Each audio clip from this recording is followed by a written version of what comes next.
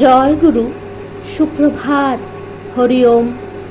ওম অখণ্ড সংহিতা বা অখণ্ড মণ্ডলেশ্বর শ্রী শ্রীমৎ স্বামী স্বরূপানন্দ পরমহংসদেবের অমৃতময় উপদেশবাণী, দ্বিতীয় খণ্ড। প্রণব সাধনার যোগ্যতা। দীর্ঘকাল তোমরা প্রণব সাধনার অধিকার থেকে বঞ্চিত ছিলে। প্রণব সাধনার কৌশলও সুদীর্ঘকাল তোমাদের অপরিজ্ঞাত ছিল, কিন্তু ব্রাহ্মণরা সংকীর্ণতা বশতই তোমাদের অধিকার সংকোচ করেছিলেন। তা মনে করো না। তোমরাও উপযুক্ত হবার চেষ্টা করনি।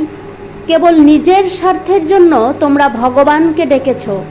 কেউ চেয়েছ নিজের ধন, মান, রূপ, বল, যশ ও শত্রু বিমর্দন।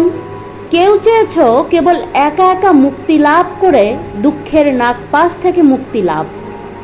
জগতের সকলের কুশল চিন্তনকে তোমরা তোমাদের ভাবরাজ্য থেকে একেবারে নির্বাসিত করে রেখেছিলে।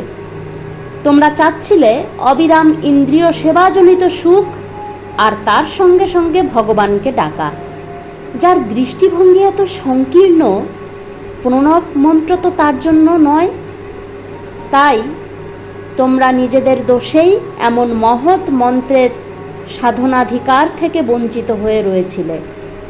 সাধকদের উদারতা অনেকবার তোমাদের হাতে এই অমৃত ভাণ্ড তুলে দেবার চেষ্টা করেছে, কিন্তু এই অমৃত পাবার পরেও তোমরা উদার হতে চেষ্টা করনি। একা একাই মুক্তির রস আস্বাদের চেষ্টা করেছ।